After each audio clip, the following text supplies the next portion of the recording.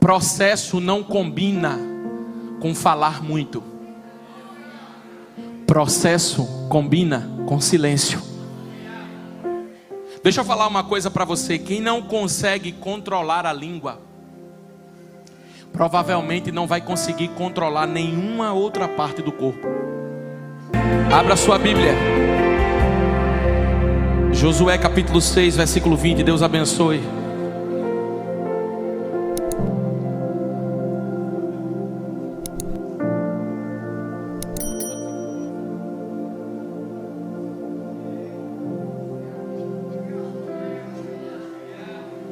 Capítulo 6, versículo 20.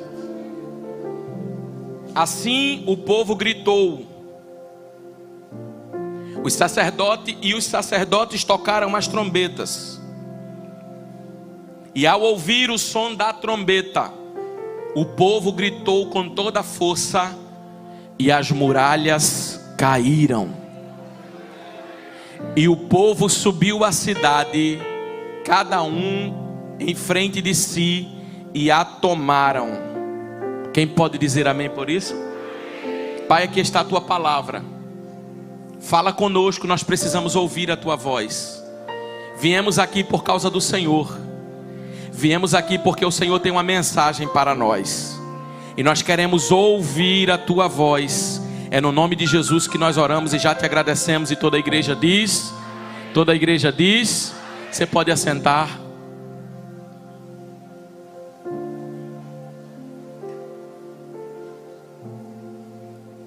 Obrigado pela leitura do texto. Meus irmãos, nós estamos diante de um importante acontecimento na vida de Josué e do povo. Eu quero dizer para você que Moisés morreu. Capítulo 1 de Josué é um período de transição na vida do povo.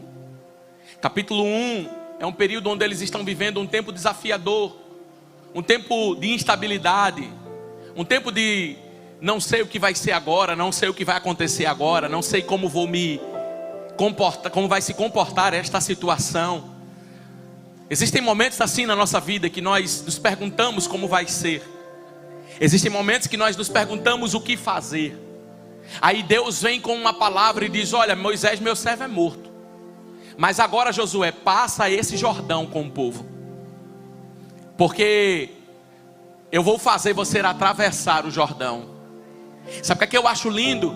É que o Deus que fez o povo atravessar o Jordão fez o povo atravessar o mar. Deixa eu perguntar uma coisa para você nessa noite. O que é maior, o mar ou o rio? O que é maior, o mar ou o rio? Lá atrás Deus fez algo muito maior. E agora Deus ia fazer uma coisa que aparentemente, pelo tamanho da estrutura do que Deus fez, que foi abrir paredes de água, passar o povo a pés enxutos, passar um rio, era pequeno. Só que pode ficar tranquilo, porque eu tenho uma palavra para liberar sobre a tua vida. Coisas grandes e pequenas estão diante de Deus. Seja para Deus a tua causa grande ou pequena, o mesmo Deus que abre mar também abre rio. E na verdade o que Ele vai fazer não é maior do que o que Ele já fez. Por quê, pastor? Porque se Ele já te livrou e te trouxe até aqui, é maior do que o que Ele já fez na tua vida até hoje.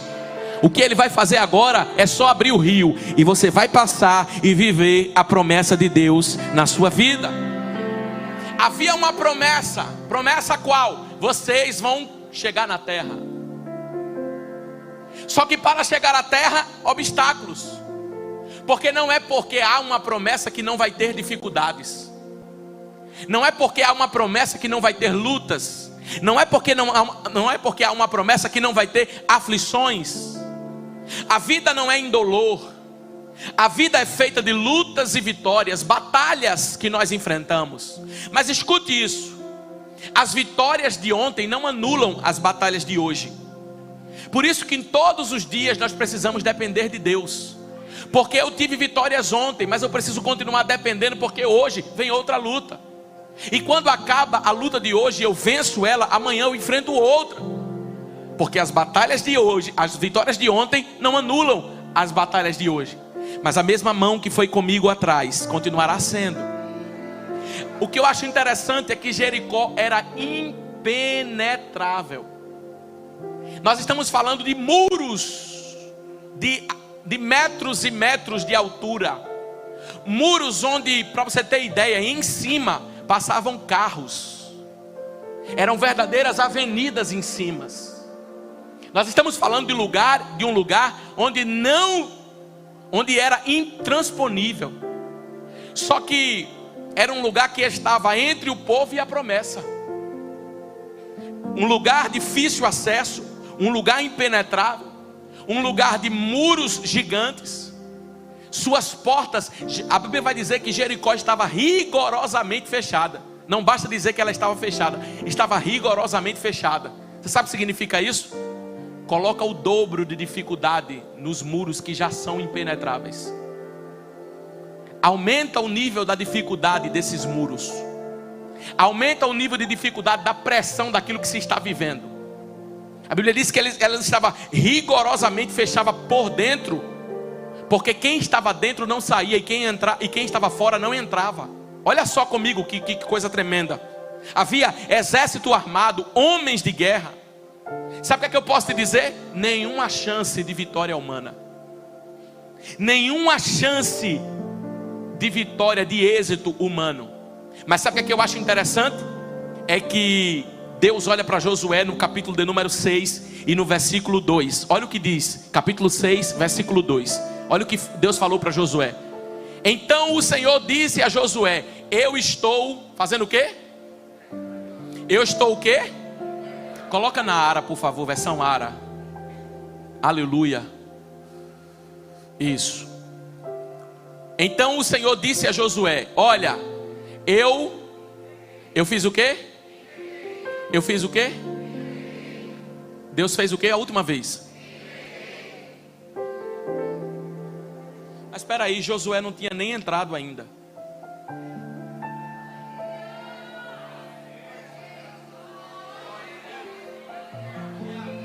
Josué não tinha nem acessado esse ambiente ainda. É que Deus olha para a nossa situação e diz: antes de começar uma situação na tua vida, eu já vou dizer como é que vai terminar. Antes de iniciar qualquer guerra na sua vida, eu já sei, eu já vou dizer como é que vai terminar. Sabe por que Deus falou para Josué: eu entreguei nas tuas mãos? Porque Deus estava declarando uma palavra, e sobre ela eu libero para a igreja aqui. Levanta tuas mãos comigo que eu vou profetizar. Você não caminhará debaixo de interrogações. Há uma palavra de clareza de Deus sobre a tua vida aqui hoje. O Espírito Santo disse para mim, enquanto eu estava meditando nesta palavra: diga para o meu povo que as interrogações estão sendo respondidas aqui nessa noite.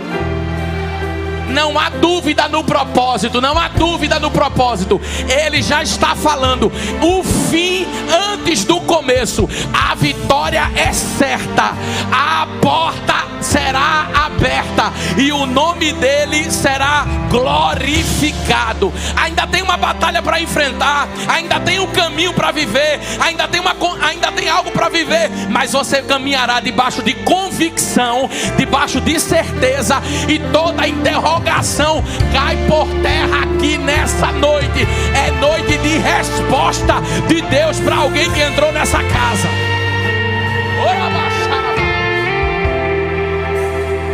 Existe uma palavra liberada sobre você. Existe uma palavra liberada sobre a tua casa. Josué, você vai enfrentar uma situação muito difícil. Você está com medo? Você está com pavor do amanhã? Não. Porque o que parece ser incerto para mim, para vocês, para mim não é. Para mim é uma certeza. Eu tenho uma promessa. Deus já me entregou. Deus já me entregou. Deus já me entregou. Deus já me entregou. Deus já me entregou. Tem alguém que pode dizer isso nessa noite? Deus já me entregou. Irmão, isso é um mistério do céu. Fale: Deus já me entregou. Palavras têm poder. E você está liberando na sua vida algo. Você nem sabe como isso destrava o mundo espiritual. Deus entregou. Ainda nem começou, mas Deus já entregou. Ainda nem passei pelo processo, mas Deus já entregou. ainda nem vivi os desafios dele, mas Deus já entregou. Porque Deus sabe do fim antes do começo. Ele diz na sua palavra: melhor é o fim do que o começo das coisas. No começo você começa aperreado, no começo você começa nervoso, no começo você começa desesperado, no meio tem um mar para vir revolto e talvez confundir a tua fé, mas no fim tem uma palavra que diz: cala-te, mar, aquieta-te, vento, porque eu vou cumprir o propósito que eu disse. Vocês vão chegar na outra margem. E se for preciso Deus calar alguém, Deus vai calar. Se for preciso Deus acalmar uma tempestade na vida da tua família, vai acalmar. Mas que você vai chegar do outro lado, vai, porque Deus já entregou. Vai, porque Deus já liberou. E o nome dele vai ser glorificado. E aí, pastor, eu vou entrar na terra? Não, calma. Deus já entregou a vitória. Agora você precisa estar tão cheio de Deus para ouvir qual é o plano que Ele tem. Por quê? Porque Deus começa com uma estratégia. Entenda, você precisa seguir o roteiro de Deus. Você precisa seguir o plano de Deus. Aquilo que a gente fala, direção. Você precisa andar na direção de Deus. Agora, se prepare, porque na direção de Deus o método humano não funciona. Se prepare, porque às vezes a loucura aos nossos olhos é a sabedoria que Deus usa para nos entregar aquilo que Ele tem. Deus usa no seu plano um plano improvável. Deus usa no seu plano pessoas improváveis. Deus usa no seu plano situações improváveis. Mas vai dar certo, porque foi Deus que falou. Deixa eu lhe falar uma coisa. Quer vencer? Rasga o teu plano e viva a execução dos planos de Deus na sua vida. Por quê, pastor? Porque antes de você pensar qual é o plano e a estratégia, Deus já tem um plano. Certo dia Jesus estava no monte. Eu vou provar o que eu estou dizendo. Jesus estava no monte com os discípulos. Aí Jesus olha para Filipe e diz: Filipe, o que é que nós temos aí? O que é isso, Filipe? Uma multidão dessa. Ele disse: Senhor, o que é isso para tantos? Aí a Bíblia vai dizer assim: ele disse isso só para experimentar. Por quê? Por quê? Porque ele já sabia o que iria fazer. Deixa eu falar uma coisa para você. Enquanto você está no deserto preocupado com as 5.000 almas que estão ali e só tem 5 pães e 2 peixinhos, Jesus já sabe o que vai fazer. Filipe, entenda, Filipe começou a armar um plano de improviso, um plano B. Senhor, se o Senhor mandar para as padarias, talvez dê. Senhor, se o Senhor despedir o povo, despedir a multidão, talvez dê. Só que na verdade Deus já tinha um plano. E o plano de Deus estava pronto para ser executado. Enquanto eles estavam preocupados, alguém precisava parar para dizer: Senhor, eu quero estar junto do Senhor, eu quero andar com o Senhor, eu quero viver os teus propósitos aqui na terra, para conhecer qual é o teu plano, para conhecer qual é a tua direção. Por quê? Porque o Senhor já sabe o que vai fazer. Jeremias 29:11: eu sei os pensamentos que tenho a vosso respeito. Você está perguntando para Deus: como vou fazer, como é que vai ser amanhã, como é que vai ser depois de amanhã, mês que vem, daqui a 3 meses, daqui a 6 meses. Deus está dizendo: eu já tenho um plano. Aleluia. Não, isso é uma palavra que Deus mandou entregar para a igreja. Deus já tem um plano, e o plano dele é infalível, e ele vai executar este plano. Eu sei os pensamentos que eu tenho a vosso respeito. Pensamentos de? Fala mais alto. Pensamentos de? E não de mal, para vos dar o fim que esperais. Tem um plano de Deus para ser executado na nossa vida. E sabe o que o plano dele vai gerar? Paz, alegria, virtude do Espírito Santo nas nossas vidas. Escuta isso, escuta isso. Deus dá algumas instruções para Josué.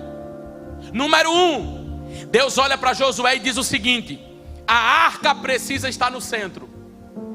Ponha os sacerdotes para que toquem trombetas. Ponha os sacerdotes e a arca na frente. Vocês vão dar 6 voltas. Vocês vão dar 7 voltas. 6 voltas em uma cada dia. E no 7º dia, 7 voltas. Escuta isso. A primeira coisa que Deus fala é: a arca precisa estar no plano. Vocês precisam levar a arca lá. A arca simboliza a presença de... A arca simboliza a presença de... Porque deixa eu falar uma coisa para você. Deus pode estar entregando Jericó nas nossas mãos, mas o nível da entrega de Deus nas nossas vidas, pode estar acontecendo bênçãos na nossa vida. Amém? Pode estar acontecendo milagres na nossa vida, mas o nível da bênção que Deus nos entrega, quanto mais Deus faz, mais dependendo dele nós precisamos estar. Quando Deus diz a arca precisa estar no centro, você precisa estar guerreando e buscando. Sabe por quê? Guerra não combina com a apatia espiritual. Tem gente que fala assim: pastor, estou numa guerra, estou numa luta, estou numa prova, estou numa dificuldade. Aqueles termos evangeliqueis que a gente sabe usar. Estou na guerra, estou na peleja, estou na batalha, estou na luta, estou aqui, pastor, passando um comando de Deus. Estou aqui no meio do vale, no meio da escassez, no meio... Vários termos que a gente usa para dizer que está passando uma dificuldade. Só que ao mesmo tempo, ao passo que eu vejo pessoas declarando isso, eu vejo pessoas apáticas espirituais. Deixa eu falar uma coisa para você: guerra não combina com apatia. Meu filho, você está na guerra?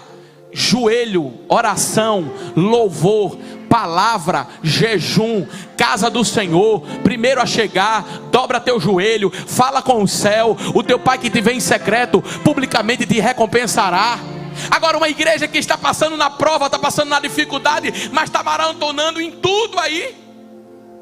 Não é que você não vai assistir, não é que você não vai se divertir, não. Mas tenha tempo para entender o nível da guerra que você está vivendo. Às vezes você está vivendo uma guerra, mas está vivendo como se essa guerra não tivesse existindo. Ore, adore, busque, exalte. Essa guerra será vencida. E ela não vai ser vencida por suas palavras. Ela não vai ser vencida pelo seu poder de persuasão. Ela não vai ser vencida pelo seu poder de convencimento. Ela vai ser vencida quando a bandeira da vitória do céu for hasteada sobre a tua vida e sobre a tua casa. Se Deus e só Deus pode fazer isso, então você precisa entender que as nossas armas não são carnais, mas são espirituais.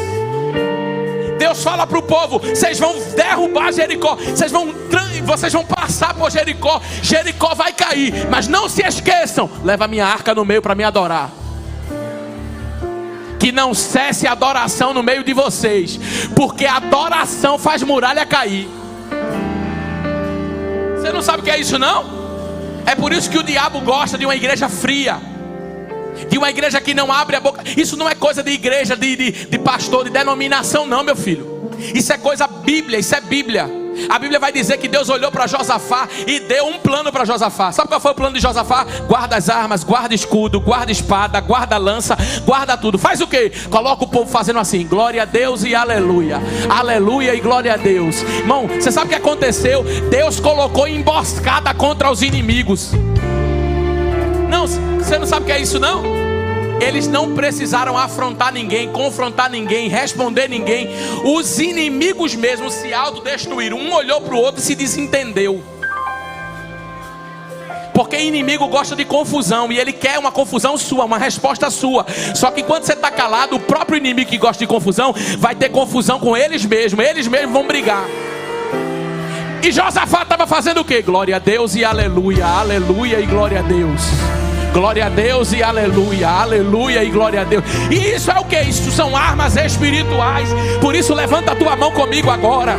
Levanta a tua mão comigo agora e dá o maior glória que você pode aqui nessa noite. Deixa a arca passar no meio do arraial. Deixa a arca passar no meio do arraial. Deixa a arca passar no meio do arraial. Estamos na guerra, mas estamos posicionados. A arca está no meio da igreja.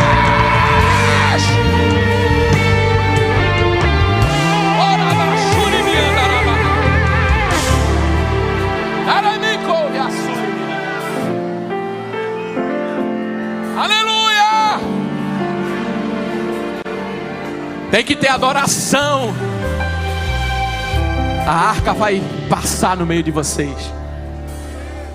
Os sacerdotes vão tocar as trombetas. Qual o próximo passo, Senhor, deste plano? O próximo passo, vocês vão dar 7 voltas. Quantas? 7.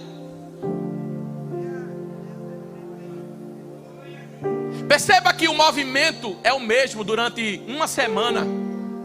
E depois desta semana, no 7º dia, 7 voltas. Ou seja,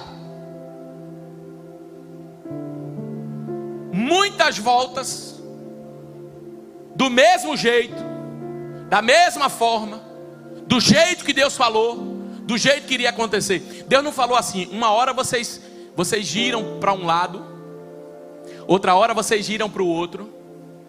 Não, o movimento de Deus foi constante, porque Deus não fica mudando de opinião toda hora. A direção de Deus é uma só. Deus não disse: uma hora vocês rodam assim, outra hora vocês rodam o contrário. Não, 7 voltas. De que forma? Constante, do mesmo jeito, não muda nada, não inova nada, não faz nada para... Não, isso aqui está monótono demais. Irmão, concorda comigo? Você dá uma volta, tudo bem. Na segunda você está dizendo já de novo. Na terceira de novo, a mesma volta, no mesmo lugar. A quarta, de novo, a mesma, estou passando por aqui de novo, estou fazendo as mesmas coisas. É que eu não posso mover enquanto Deus não fala. E aquilo que parece ser repetido, que eu estou vivendo a mesma coisa, ou que está acontecendo de novo na minha vida, na verdade é Deus que está me permitindo passar por essa situação, porque tem um comando de Deus, de início, meio e fim. Continua dando voltas. Mas sabe o que eu acho interessante? Sabe o que eu acho interessante? Na última volta, no último dia, vocês vão dar 7. Vocês vão dar 7.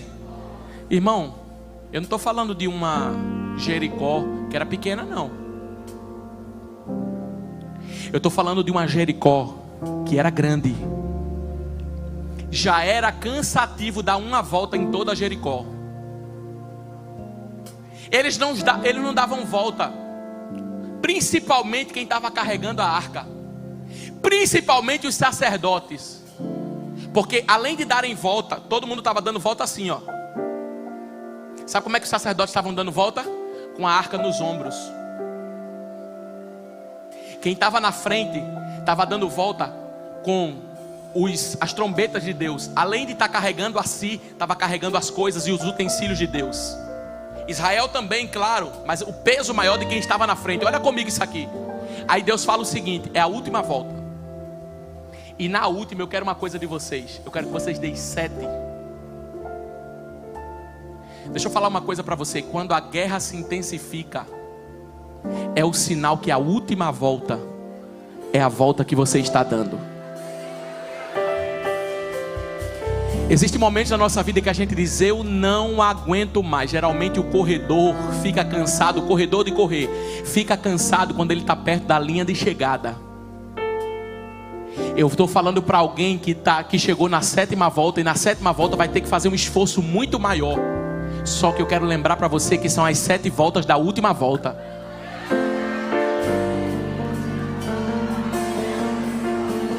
Alguém está começando a entender? São as 7 voltas da última volta. Porque também quando Deus está perto de te dar uma grande vitória, você tem que se intensificar mais ainda nele. Porque é nos dias que você está mais fraco, é nos dias que você está mais frágil, é nos dias que você está mais acabado emocionalmente. E aí é que você tem que intensificar a sua vida com Ele. Porque as 7 voltas do 7º dia, que é a mais cansativa, mas é um sinal: está chegando a hora da muralha e aos... Meu Deus, está chegando a hora da muralha e aos... Eu tenho uma palavra de Deus para alguém que está em casa. Eu tenho uma palavra de Deus para alguém que está cansado aqui hoje. Esse teu cansaço é a intensidade da última volta. Mas eu tenho uma palavra de Deus para você. Está chegando a hora. Está chegando a hora. Está chegando.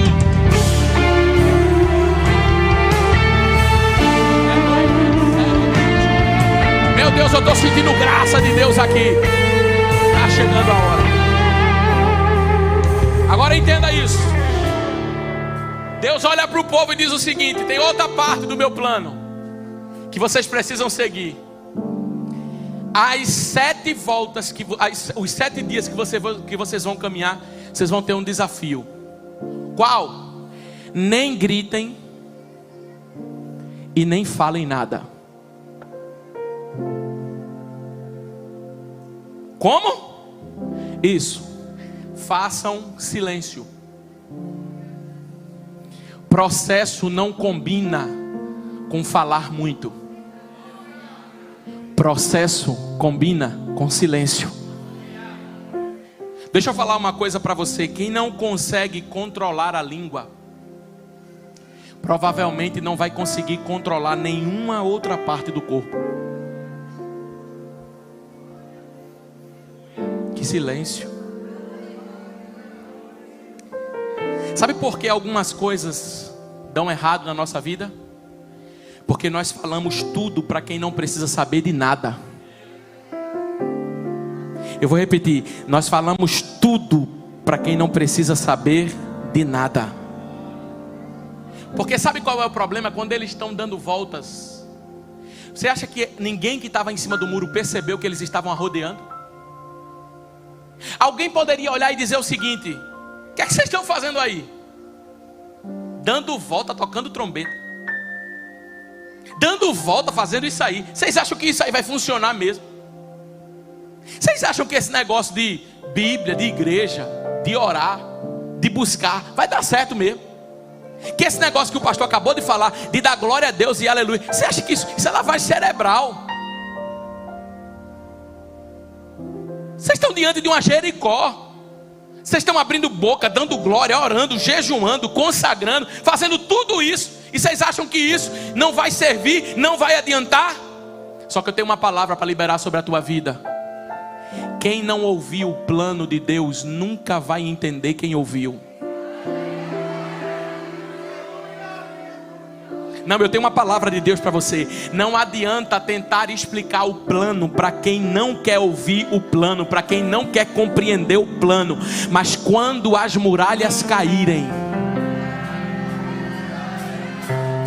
alguns vão dizer assim: ah, era por isso. Ah, era por isso que você estava com a trombeta na mão. Ei, as coisas de Deus não é no imediatismo não. Deus não vai mostrar nada agora. Pastor, eu quero que Deus tome uma providência agora. Eu quero que Deus resolva agora. Eu quero que Deus faça agora. Deus diz: não, deixa você rodear. Deixa quem está em cima do muro ficar olhando, chamando você de louco. Eita, o louco, olha louco. Deixa zombar. Porque serve de zombaria, serve de graça para eles. Mas quando a muralha cair, o que não fazia sentido vai começar a fazer. E não é para mostrar eu e nem para mostrar você. É para que a Bíblia diz: para que todos vejam e saibam que foi o Senhor que fez isso.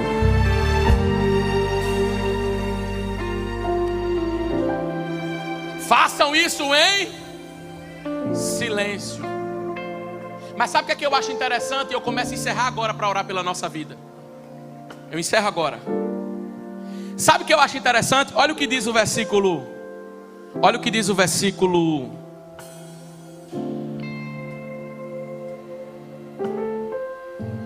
Versículo 9. Versículo 8.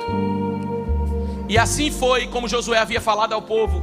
Os 7 sacerdotes com 7 trombetas de chifre de carneiro diante do Senhor passaram a tocar e tocaram as trombetas da arca da aliança do Senhor e os seguia. Passaram o quê? Passaram o quê? E tocaram as. Versículo 9.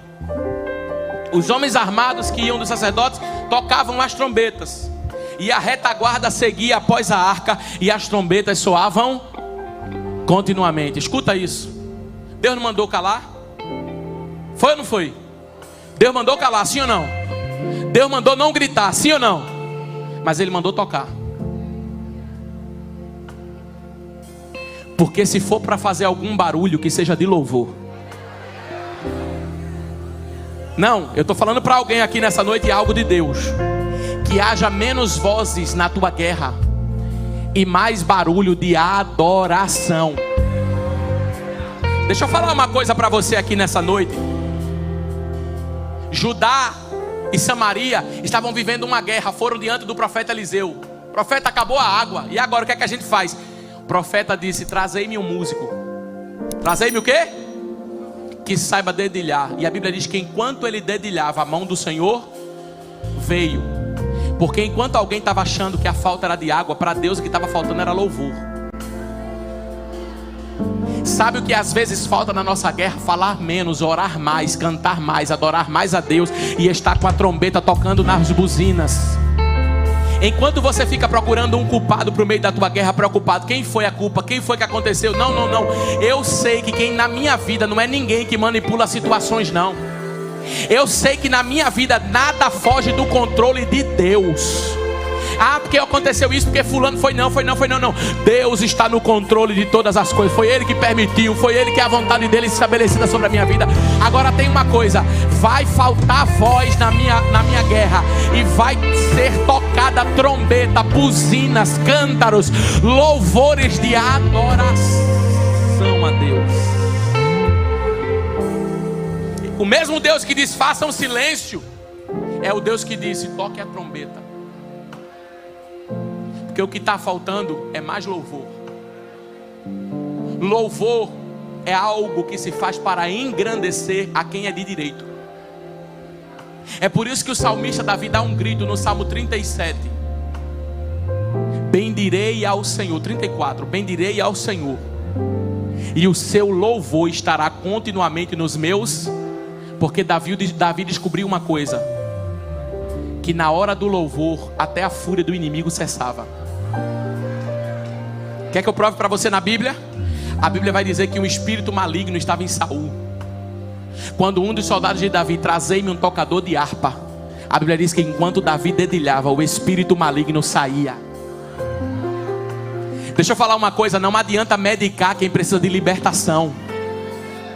Não adianta tratar como natural aquilo que é sobrenatural. Deus está dizendo: são mais armas espirituais do que armas carnais. Eu quero encontrar na minha igreja armas espirituais. É muito fácil resolver situações, é isso, diagnosticando, falando, dando vozes à sua guerra. Mas o que você precisa fazer é segurar a trombeta na mão e ter voz de louvor e ter voz de adoração para cantar no meio da tua guerra. A Bíblia vai dizer assim como, do jeito que Deus instruiu. Se for de outro jeito vai dar errado. Se for de outro jeito não vai obter o resultado certo. Mas se for do jeito de Deus, assim, resultado de uma voz de alguém que obedece. Assim, o povo gritou. Os sacerdotes tocaram as trombetas no 7º dia, e ouviu-se o som da trombeta, e o povo gritou com toda força. Por quê? Porque como eles obedeceram o processo de estar calado, Deus deu uma voz, mas não foi uma voz comum. Para quem obedeceu o tempo de entender que era o tempo de ficar calado, Deus deu uma voz, mas uma voz tão forte que é uma voz chamada alarido, chamada grito. Existe o tempo de calar, mas existe o tempo em que teus lábios se abrirão e você dará o grito da vitória sobre a sua vida.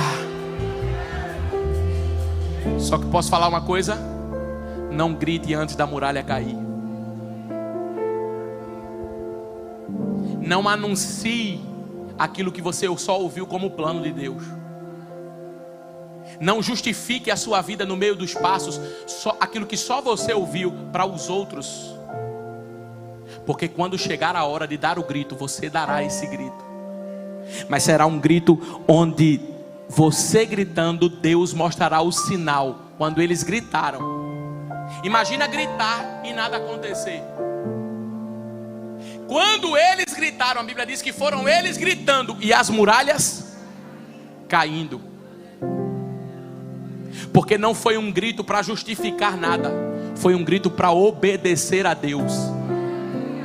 Não foi um grito para provar nada para ninguém. Foi um grito só de obediência. Enquanto eles estavam fazendo, enquanto eles estavam em cada processo, eles estavam obedecendo. Quando chegou perto, eles já podiam, já tinha autorização de Deus para gritar. Quando gritaram, a Bíblia diz que os muros ruíram e o povo entrou na cidade. E aí, o resultado, a cidade que era intransponível, os muros que eram inacessíveis, ruíram ao chão. E Deus entregou Jericó nas mãos do povo, para se cumprir o que ele falou nos primeiros versículos: eu entreguei nas mãos de vocês. Passaram processo, passaram. Sentiram cansaço nas voltas, sentiram. Obedeceram às ordens em calar quando quiseram falar, passaram. Mas no final, aquilo que Deus falou aconteceu. Sabe por que todo esse processo na sua vida?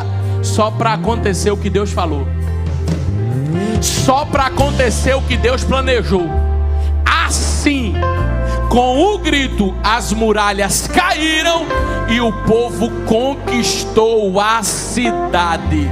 O resultado daquilo que Deus está falando, nós vamos viver. Levanta as mãos comigo. O resultado daquilo que Deus está falando, nós vamos viver. Você vai ver muralha cair, você vai ver muralha ir ao chão, e você vai conquistar aquilo que Deus estabeleceu sobre a minha e sobre a tua vida nessa noite. Quem pode dizer amém?